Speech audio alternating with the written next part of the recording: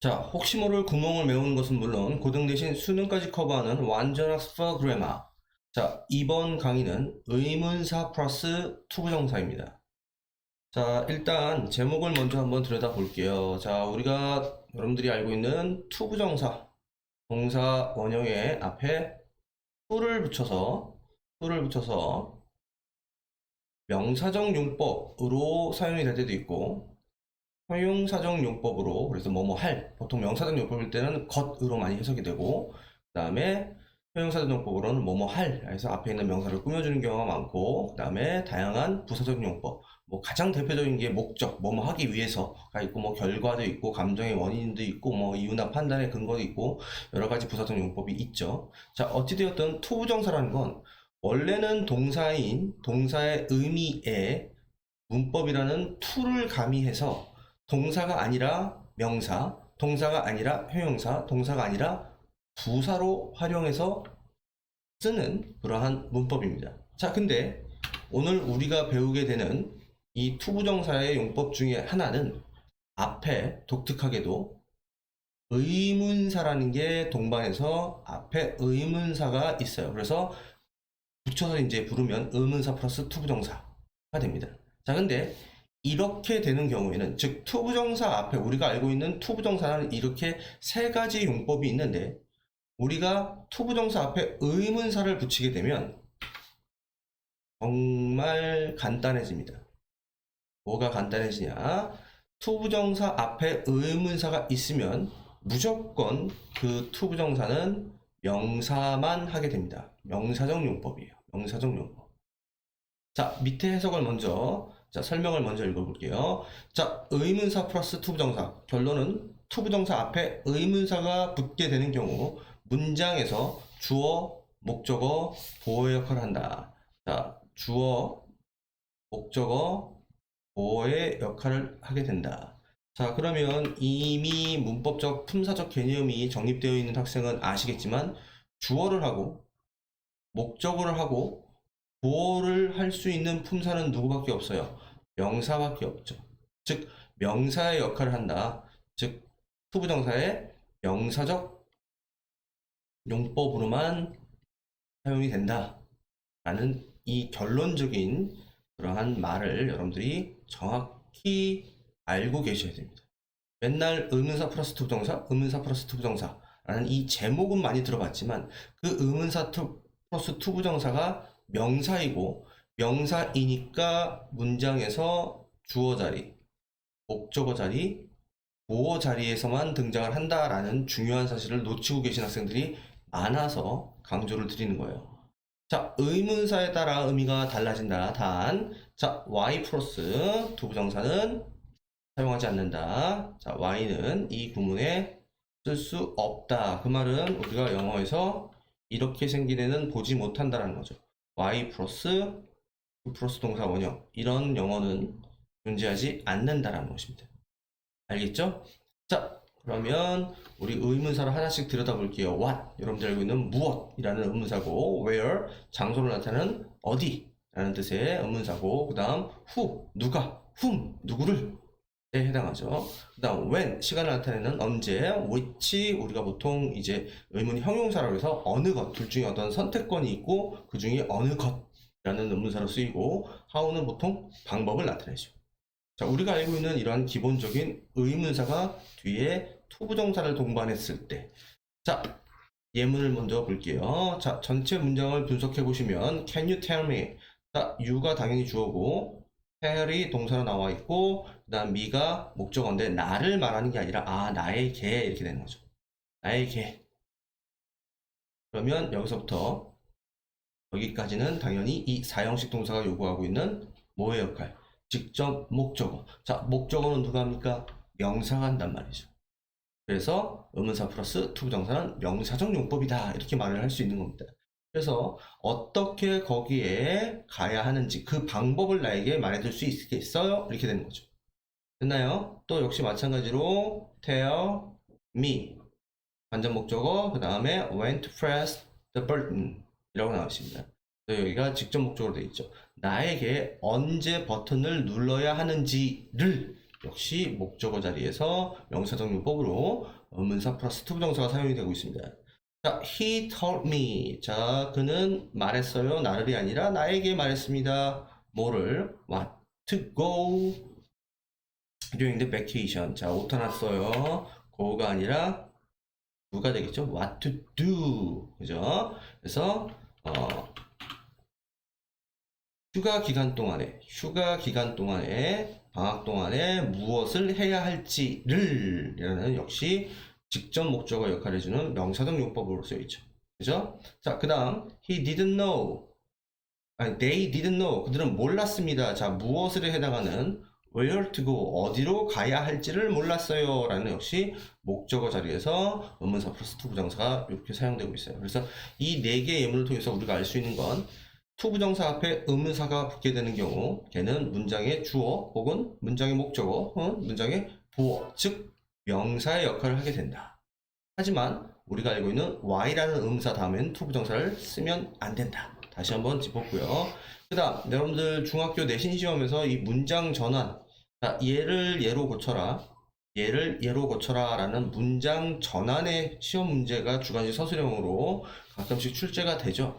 그래서 미리 이제 아시는 분들이 많이 있겠지만 우리가 정규 수업 시간에 많이 다뤘던 부분이니까 아시는 분 많이 있겠지만 다시 한번 정리를 하면 우리가 알고 있는 방금 배웠던 의문사 플러스 투부정사는 의문사 플러스 주어 플러스 슈드 플러스 동사 원형, 보통 슈드도 쓸 수 있고 캔도 쓸 수 있다고 하지만 거의 대부분은 슈드가 대부분을 차지한다라고 생각을 하시면 돼요.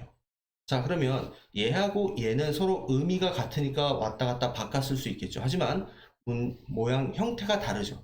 그러니까 결론부터 말씀드리면 얘는 명사인데 모양이 부인 거고 얘는 명사인데 이 안에 뭐하고 뭐를 품고 있어요? 주어와 동사를 품고 있죠. 그죠? 주어하고 동사를 품고 있는 덩어리를 우리는 뭐라고 불러요? 절이라고 부르죠.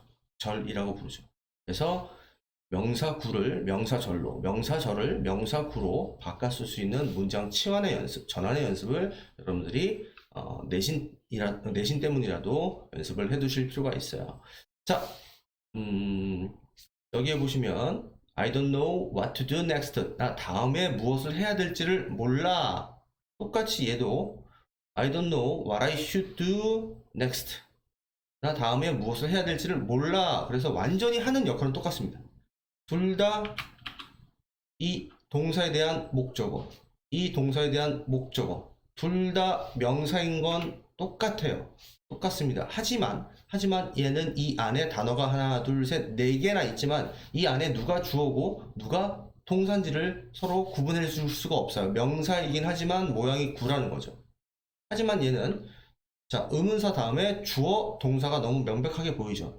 자, 이런 경우에는 우리가 이 덩어리를 뭐라고 불러요? 절이라고 부르잖아요. 그죠? 그래서 여러분들은 다시 한번 말씀드립니다. 얘를 얘로 바꿔 쓸 수 있어야 되고, 그러면 여러분들이 이 공식을 어느 정도는 암기를 하셔서 대응을 해 주셔야 되겠죠. 그죠? 자, 두 번째 질문 다시 한번 보겠습니다. 자, the traffic lights tell us. 자, 신호등이 말한대요. 우리를 말하는 게 아니라 우리에게 말해줘요. 자, 뭘 말해주냐? When to cross the street. 자, 언제 길을 건너야 할지를 해당하는 직접 목적어의 역할을 해주고 있죠. 자, 이 밑에 문장도 역시 마찬가지죠. 얘가 주어고 똑같은 문장이니까 완전 목적어인 상황에서 지금 when we should, 자, 공식 외워서 적용을 해보십시오. when 플러스 주어 플러스 should 플러스 동사 원형이 되면서 여기가 직접 목적어 역할을 하고 있는 것이죠. 이해되셨나요? 얘도 마찬가지죠. 여기서 where to go, 어디로 가야 할지를, where I should go, 어디로 가야 할지를 똑같이 지금 문장을 전환해서 연습을 한번 해보세요. 여러분들 복습하실 때 왼쪽 페이지에 얘를 얘로 전환하는 연습을 충분히 해보시기를 추천을 드려요. 자, 그 다음 which나 what이 의문 형용사. 자, 자, 의문사인데 품사가 형용사래요. 의문사인데 품사가 형용사예요. 자, 로 쓰이면 바로 뒤에 명사가 오면서 의문 형용사 플러스 명사 플러스 투부정사의 약간 모양이 원칙적으로 의문사하고 투부정사 사이에 명사가 낑겨 들어가는 모양이 된다라고 얘기를 해주고 있어요. 자, 그 이유는 뭐냐? 얘가 형용사래요. 의문사가 여기 있는 이 의문사가 형용사래요. 자, 형용사는 뭐의 기능을 해요, 여러분들? 명사를 꾸며주는 기능을 하죠. 즉, 얘가 혼자 단독으로 나오는 게 아니라 뒤에 있는 명사를 꾸며주려고 있는 거예요. 즉, 여기하고 여기가 한 덩어리인 거죠. 그러니까 얘네 둘을 떨어뜨려 놓으면 안 된다라는 거죠. 떨어뜨려 놓으면 안 된다라는 거예요. 그래서 해석을 해보시면 I can decide, 나는 결정할 수 없어요. which road, 어떠한 길을 내가 to take, 취해야 하는지, 즉 어떠한 길로 가야 할지를 결정하지를 못한다라는 것이죠. 그러면 이 which는 road를 꾸며주잖아요. 어떤 길, 어느 길, 이렇게 얘가 형용사의 역할, 의문사인데 형용사의 역할을 하니까 뒤에 꾸며주는 명사와 앞에 있는 which가 분리가 되면 의미가 통하지 않겠죠. 그러니까 얘를 한 덩어리로 놓고 보고, 얘를 한 덩어리로 놓고 보고, 그 다음에 투부정사. 역시 마찬가지로 의문사 플러스 주어 플러스 should 플러스 동사 원형으로 바꿨을 수 있다는 거예요. 알겠죠? 그래서 의문사가 형용사가 돼서 이렇게 명사를 꾸며주는 경우에는 얘하고 얘를 한 덩어리로 봐야 된다. 자, 이런 의문 형용사는 딱 두 개밖에 없어요. 뭐밖에 없냐? 어느 정도의 선택권이 있는 which와 그 다음 what이 있어요. 선생님, what도 의문 형용사 앞에서 의문 대명 앞에서 있었지만, 앞에서 여기 what이 있었지만 이때는 뒤에 명사가 없었잖아요. what은 의문사이자 명사도 하지만 형용사도 해요. 그러니까 여러분들이 많이 알고 있는 what color do you like 했을 때 어떤 색깔 좋아해요? 그때 what color. 그래서 what이 컬러를 꾸며주잖아요. 그러니까 얘도 똑같이 쓸 수 있어요. what을 활용해서 예를 들면 이렇게 쓸 수 있는 거죠. I can decide what color to take. 어떤 색깔을 내가 결정을 해야 될지, 어떤 색깔을 해야 될지를 내가 결정을 못 하겠어. 그래서 여기 있는 이 what이 의문사인데 형용사가 돼서 뒤에는 컬러인 명사를 꾸며주게 되고, 그래서 얘를 이렇게 한 덩어리로 봐야 한다는 것이죠. 이해되셨나요? 이해되셨나요? 자, 의문사 플러스 투부정사는 여기까지만 말씀을 드리겠습니다.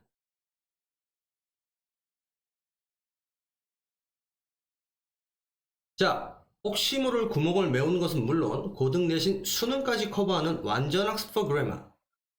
이번 강의는 주격 관계대명사입니다.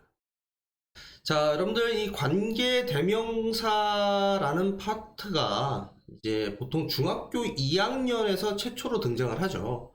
근데 많은 학생들이 이제 제일 어려워하는 문법 파트 중에 대표적인 애가 관계대명사인 것 같아요. 자, 일단 여러분들한테 제가 반드시 당부하고 싶은 게 있어요. 자, 여러분들 문법 공부하다 보면 관계라는 말이 들어가는 애를 만나요. 영어에서 관계, 예를 들면 관계 대명사, 관계 부사, 이런 식으로 관계라는 말이 들어가는 애를 만나면 걔는 여러분들이 어떻게 인식을 해줘야 되냐? 아, 접속사구나, 이렇게 생각을 해주셔요. 다시 관계라는 말을 듣자마자 접속사, 이렇게 생각을 해주실 거예요. 무슨 말인지 알겠죠? 자, 그러면 이제 어떤 학생들은 선생님, 전 접속사가 뭔지를 잘 모르겠어요 라고 하는 학생들이 있을 텐데, 접속사의 기능이 뭐냐를 먼저 언급을 해볼게요. 접속사는 말 그대로 접속시켜주는 거예요. 뭔가 본드 같은 거죠. 붙여줘요. 그러면 자, 앞으로 제가 문법을 설명할 때 세모 표시를 하면 얘가 접속사예요. 접속사예요. 이 접속사가 사이에 있다고 쳐볼게요. 그러면 앞, 뒤로 얘네들을 서로 이어 붙여준다는 거예요. 그게 접속사예요. 자, 근데 중요한 건 뭘 이어 붙여주는지를 알아야 돼요. 뭘 이어 붙여주는지. 그게 바로 뭐냐면 절, 과 절을 이어 붙여준다. 선생님, 저는 절이 뭔지 모르겠어요. 자, 우리가 영어에서, 자, 어떤 언어에서 영어뿐만 아니라 의미를 가지는 덩어리가 있어요. 자, 뜻이 있는 가장 작은 덩어리가 단어고, 그 다음 그 다음 절이라는 게 있고, 이런 것들이 모여서 우리가 최종적으로 완성해서 쓰게 되는 문장이 되는 건데, 접속사는 그 중에서 이 절과 절을 연결한다는 거예요. 선생님, 저는 단어는 알겠는데 구가 뭐고 절이 뭔지 모르겠어요. 자, 얘네들은요, 이렇게 생각하시면 돼요. 단어가 2개 이상이면 돼요. 2개 이상이면 돼요. 자, 그러면 구하고 절은 어떻게 다르냐? 구는 단어가 2개 이상이지만 주어 동사의 관계가 성립을 안 해요. 반면에 절은 주어 동사의 관계가 반드시 성립을 해줘야 돼요. 즉, 구 안에는 누가 주어고 누가 동사다 이런 게 존재하지 않아요. 반면에 절 안에는 얘가 주어고요, 얘가 동사예요. 이게 성립을 해야 돼요. 그게 절이에요. 자, 그러면 결론은 접속사라는 애는, 자, 단어가 이렇게 여러 개가 있는 그러한 의미 덩어리가 있는데, 이 안에 얘가 주어고요, 얘가 동사예요. 얘가 주어고요, 얘가 동사예요 라고 표시를 할 수 있을 때 걔를 절이라고 불러요. 그러면 자, 최종 결론, 접속사는 이렇게 절의 덩어리, 그리고 절의 덩어리를 연결시켜주는 게 접속사다. 그러면 다시 처음으로 들어갈게요. 영어에서 관계라는 말이 성립하는 애는 다 접속사의 기능을 한다. 그러면 관계 대명사나 관계 부사는 절과 절을 연결해 준다는 거예요.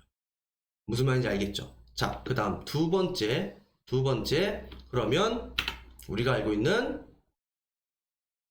관계 대명사는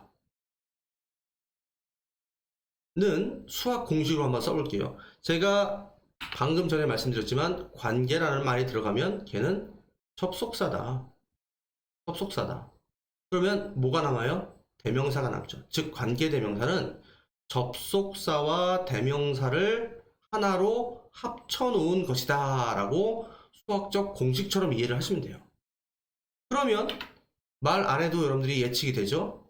관계 부사라는 말 들어보신 적 있을 거예요. 그러면 그대로 수학 공식을 써보면 당연히 관계라는 말은 접속사라고 가르쳐 드렸잖아요. 그러면 관계부사는 접속사와 뭐를 합쳐놓은 거다?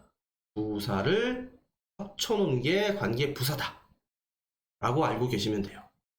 자, 그러면 이제 구체적으로 얘네가 왜 필요하고 어떤 기능을 하는지, 그리고 어떻게 만들어 써야 되는지를 옆에 있는 내용을 보면서 한번 같이 공부를 해보겠습니다. 자, 주격 관계대명사.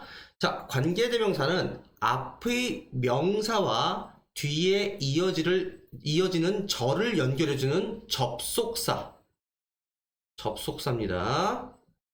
접속사이자 플러스 뭐의 기능을 한다? 대명사의 역할을 동시에 한다. 이거는 옆에서 방금 설명드렸죠. 자, 그 다음 두 번째, 관계대명사가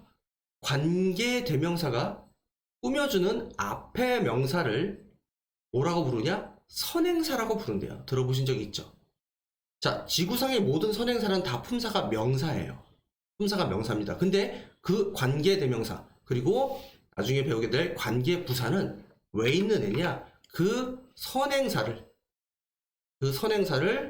꾸며주기 위해서 수식하는 애입니다. 그러면 선행사가 명사라고 그랬잖아요. 그러면 관계대명사나 관계부사는 그 명사를 꾸며주는 형용사의 역할을 합니다. 자, 요 내용은 또 밑에서 다시 나와서 다시 한번 언급할게요. 자, 그 중에서 주격 관계대명사는 관계대명사 자리에서 주어를 대신하기 때문에 뒤에 주어가 생략된다. 참고로 여러분들 목적격 관계대명사는 목적어를 대신하겠죠. 그죠? 자, 그래서 여러분들이 문법 시간에 배웠던 관계대명사 표가 이렇게 있어요. 뭐 선행사가 사람이냐 사물이냐 아니면 둘 다를 통칭해서 쓸 수 있냐. 그 다음에 이제 주격이냐 소유격이냐 목적격이냐. 자, 지금 우리는 오늘 주격만 배워서 사람에 해당할 때는 who, 사물에 해당할 때는 which, 그 다음에 사람 사물을 그냥 구분하지 않고 통칭해서 쓰고 싶다 그러면 that을 쓰시면 돼요. 자, 여러분들 관계대명사 표는 일단 기본적으로 머리에 다 있으셔야 돼요. 주격만 있으면 안 되고 옆에 소유격, 목적격까지 다 알고 계셔야 됩니다. 자, 그럼 이제 밑에서 계속 이어 나가 볼게요. 관계대명사는 명사 또는 대명사를 대신하므로 주격, 목적격이 있는데 선행사가 사람일 때는 who, 사물일 때는 which를 쓰며 that은 사람, 사물을 모두 사용할 수 있다. 이 표를 풀어서 설명한 거죠. 주격 관계대명사는 관계절 내에 주어 역할을 하며 뒤에 주어가 없는 불완전한 문장이 온다. 자, 좀 어려운 말이 나왔어요. 뒤에 불완전한 문장이 온다. 자, 요거는 예문을 통해서 설명을 할게요. 자, 여러분들 이렇게 두 개의 절이 있습니다. 두 개의, 자, 여기에 주어 있고요. 여기에 동사 있죠. 여기에도 주어가 있고 여기에도 동사가 있죠. 그러면 주어 동사가 두 개니까 이 두 개를 합치려면 반드시 접속사가 필요해요. 자, 근데 이 문장의 특징은 뭐냐? 앞문장의 얘와 뒷문장의 he가, the man과 he가 같은 사람이라는 공통 분모가 형성이 됩니다. 자, 우리가 관계사를 활용해서 어떤 문장을 합칠 때는 반드시 이렇게 공통 분모가 있어야지만 합칠 수가 있어요. 그래서 여러분들이 문제를 푸실 때, 특히 주관식 서술형 문제를 푸실 때 이 두 개의 문장을 하나의 문장으로 합치는 그런 문제를 푸실 때 가장 먼저 해야 되는 건 뭐냐? 바로 앞문장의 누구와 뒷문장의 누구가 공통분모이냐를 표시하는 거예요. 첫 번째 단계, 공통분모를 표시하기. 공통분모를 표시해야 됩니다. 그 다음 이렇게 결국 같은 사람인 공통분모를 표시한 다음에는 두 번째 뭘 하셔야 되냐? 이 첫 번째 문장의 공통분모가 선행사가 된다. 그리고 두 번째 문장의 공통분모가 바로 관계 대명사가 된다라는 걸 아셔야 돼요. 그 다음 선행사인 the man이 사람이냐 아니면 사물이냐를 구분하셔야 됩니다. 그 다음 관계대명사에 쓰인 관계대명사로 바뀌게 되는 이 he가 문장에서 주어 자리에 있느냐 아니면 목적어 자리에 있느냐 아니면 소유격 자리에 있느냐를 구분하셔야 돼요. 구분하셔야 돼요. 그래서 두 번째 단계는 지금 방금 한 예를 하시는 거예요. 자, 선행사가 사람이냐 사물이냐. 자, 관계 대명사로 바뀔 두 번째 공통분모가 주어 자리에 있냐 목적어 자리에 있냐 소유격 자리에 있느냐. 이거를 결정하셔야 됩니다. 이거를 결정하셔야 돼요. 됐나요? 반드시 이 1, 2단계를 걸치셔야 돼요. 그래야지 실수라는 걸 안 합니다. 실수라는 걸. 자, 그 다음에 이제 마지막으로 문장을 만드는데 어떻게 만드느냐? 일단 선행사만 똑같이 쓰는 거예요. 선행사가 나올 때까지 똑같이 쓰는 거예요. 자, 근데 공교롭게도 이 첫 문장에서 선행사가 맨 앞에 있었죠. 그러면 선행사까지만 쓰는 거예요. 선행사까지만. 자, 다시 한번 얘기합니다. 선행사가 나올 때까지 똑같이 쓴다. 그래서 더 맨까지만 썼어요. 자, 그리고 나서 그 뒤에는 두 번째 공통분모였던 얘가 관계대명사로 바뀌고 그 뒤로 두 번째 문장의 나머지 부분을 써주시면 돼요. 자, 여러분들 지금 이거 교재 오타가 났어요. 여러분들 이거 교재 오타를 좀 바꿔주세요. 자, 일단 이거를 고치고 나서 설명을 할게요. 자, 여기에 뭐라고 써야 되냐? who 혹은 that is very friendly. 그 다음 여기 있는 이 부분 lives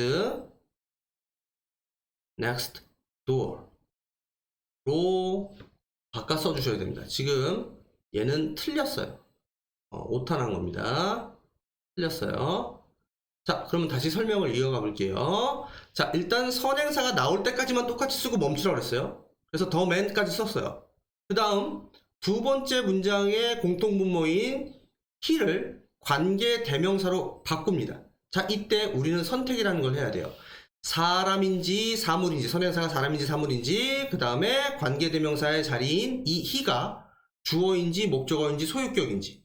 자, 사람이죠? 그죠? 그러면은 그 다음 he는 주어죠? 그래서 우리가 머릿속에 있는 관계대명사표, 사람이면서 주어 자리네. 그러니까 who를 써도 되는구나. 사람도 되고 사물도 되는, 근데 또 주어 자리에 쓸 수 있는 that을 써도 되는구나. 이렇게 판단을 해서 관계대명사를 결정을 하는 거예요. 이렇게 관계대명사를 머릿속에 있는 표를 활용해서 관계를 결정을 해주는 겁니다. 그런 다음에 he를 관계대명사, 내가 선택한 관계대명사인 who, that으로 바꿔 써주고, 그 다음 he 뒤에 있었던 문장을 그대로 끌고 옵니다. is very friendly. 됐어요? 자, 그러면 여기에서 여기까지 이렇게 끊어져요.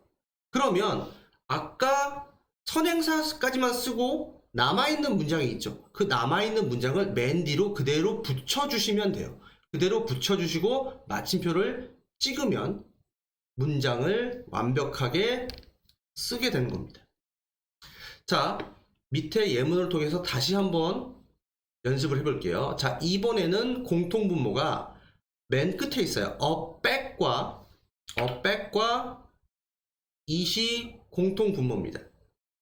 공통분모를 표시했어요. 2단계 첫 번째 문장의 공통분모인 back 밑에다가 선행사라고 쓰고, 그 다음 사람인지 사물인지 구분해보세요. 너 사물이구나 라고 결정이라는 걸 했죠. 그 다음 두 번째 공통분모인 it은 뭐가 된다 라고 써놓고 관계대명사가 될 거야 라고 써놓고, 자, it이 이 문장에서 주어 자리죠. 너 주어를 하는구나 해서 이 상태에서 머릿속에 있는 관계대명사 표를 활용해서 결정을 하는 거죠. 너는 사물이면서 주격이니까 which, 그 다음 that도 가능해 라고 일단 관계대명사를 결정했어요. 그죠? 그 다음 마지막 3단계 정리를 해보면 선행사까지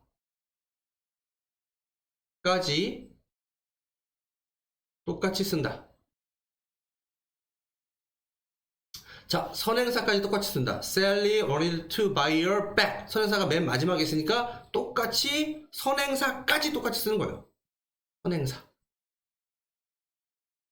썼죠? 그 다음 자리는 관계대명사를 집어넣고 그 관계대명사 뒤에 있었던 애를 똑같이 써줘요. 이렇게 똑같이 써줘요. 자, 그래놓고 뒤에 더 쓸 게 없죠. 왜냐면 얘는 선행사가 맨 마지막에 있었으니까. 그러니까 그냥 마침표를 찍으면 완벽하게 여러분들은 문제를 맞추게 되는 겁니다. 이해하셨죠? 그죠? 자, 그러면 우리가 관계대명사는 접속사의 기능이 있다고 했잖아요. 그러면 이 안에 주어 동사가 두 개가 있어야 되는 건데 그게 어떻게 증명이 되는지 한번 봅시다. 자, 얘가 원래 문장의 주어였고 얘에 걸리는 동사가 lives라는 동사죠.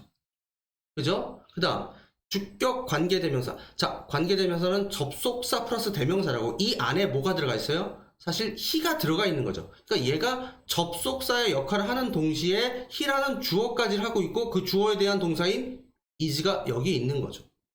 그래서 이 문장 안에는 접속사 하나와 주어 동사가 두 개가 연결되어 있는 거예요. 두 번째 예문도 마찬가지입니다.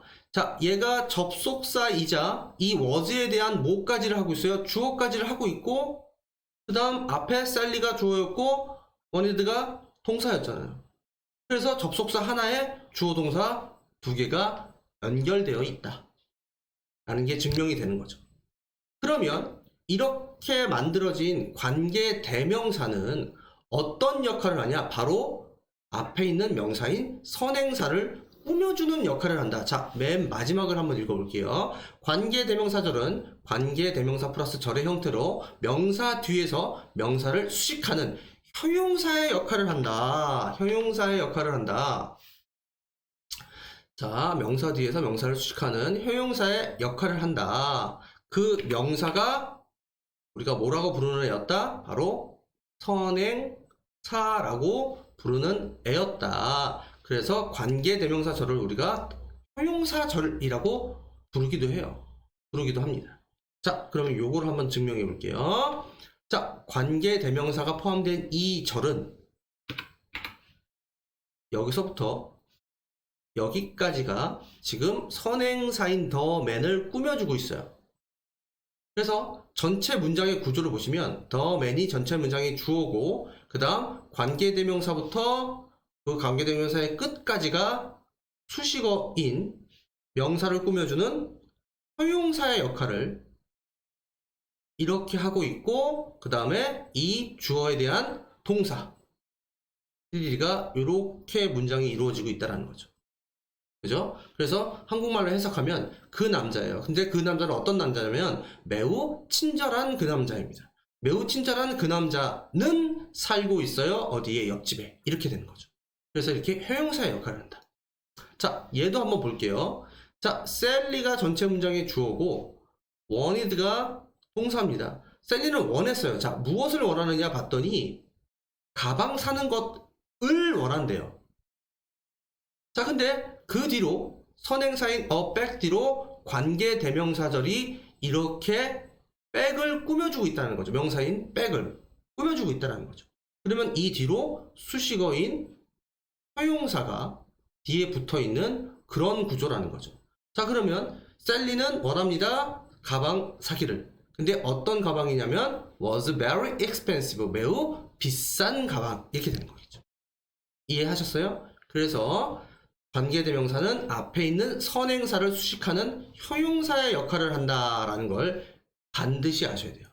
반드시 아셔야 됩니다. 그 다음 마지막으로 여러분들이 아셔야 되는 건 주격 관계대명사 다음에 나오는 동사는 선행사와 수일치를 해야 된다. 누구와? 선행사와 수일치를 해야 된다. 자, 이게 무슨 말인지 한번 볼게요. 자, 여러분들 얘 다음에 동사인 is가 여기 있잖아요. 왜 여기다 is를 써야 되냐? 왜 are를 쓰면 안 되냐? 얘는 얘죠. 왜냐면 얘하고 얘가 같아서 he를 얘로 바꾼 거잖아요. 그러면 얘가 얘란 말이에요. 그러면 the man을 보고서 너 단수네. 아, 그러니까 나 단수 동사 is 써야지. 이렇게 결정을 해야 된다는 거예요. 여기다 복수인 are를 잘못 쓰면 안 된다 라는 거예요. 이해하셨죠? 자, 여기도 보세요. 얘 이꼴 얘죠. 왜? 얘하고 얘가 같은 거였으니까. 그러면 백을 보니까 어가 붙었잖아요. 너 단수네.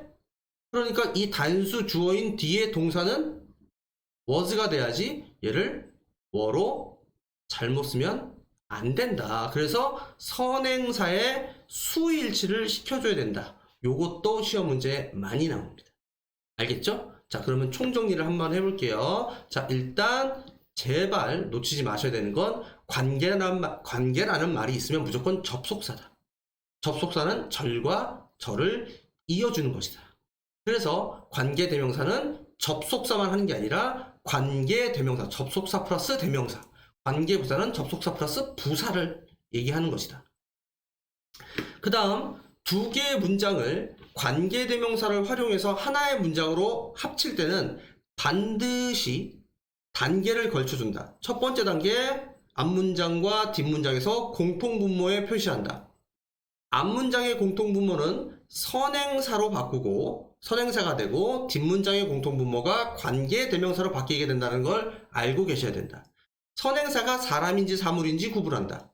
그 다음 관계대명사가 주어인지 목적어인지 소유격의 자리인지를 구분해서 자, 관계대명사 표를 활용해서 관계대명사를 결정한다. 그 다음 마지막 문장을 쓸 때 일단 선행사까지 똑같이 쓴다. 그 다음 그 밑으로는 여기 쓰다 말았네요. 자, 관계 대명사 저를 그대로 쓴다. 그 다음 마지막 혹시